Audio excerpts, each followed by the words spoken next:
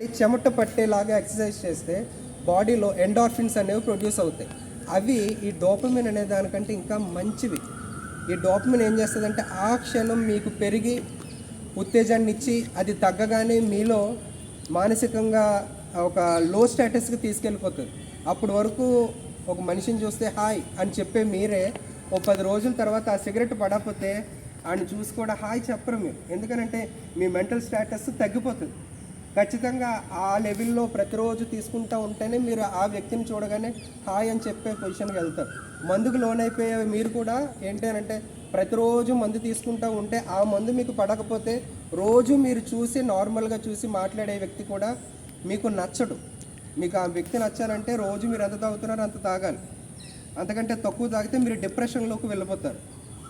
So ఆ depression నుంచి ఇప్పుడు దీనివల్ల వచ్చే సైడ్ ఎఫెక్ట్స్ కంటే మీరు సైడ్ ఎఫెక్ట్స్ తెలుసుకొని మీరు ఇప్పుడు ఎక్స్పెరిమెంట్లు చేసేది ఏమీ లేదు. కానీ దాని నుంచి బయటపడడం ఎలాగనంటే ఉపవాసం అనేది మన బాడీని రిపేర్ చేసే ఒక పెద్ద మెకానిజం. మన వాళ్ళందరూ కూడా వారానికి ఒకసారి ఆడవాళ్ళు ఉపవాసాలు చేస్తూ ఉంటే మనం నవ్వుతూ ఉంటాం. ఆడవాళ్ళకి హార్ట్ అటాక్లు మగవాళ్ళకంటే 2% ఒక 50% తక్కువ వస్తుంది. ఎందుకు అని అంటే మగవాళ్ళు ఉపవాసాలు ఎవరు చేయరు.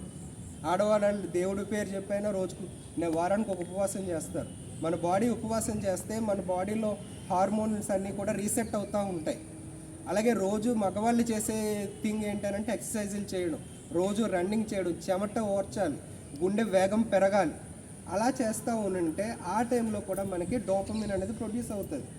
సో మనకి ఈ మాదక ద్రవ్యాలు తీసుకోవడం వల్ల మనం ఏదైతే లోన్ అయిపోతున్నామో, ఇప్పుడు లైక్ ఈ సినిమా ఏదో సూర్య సినిమా ఏదో చూసే ఉంటారు.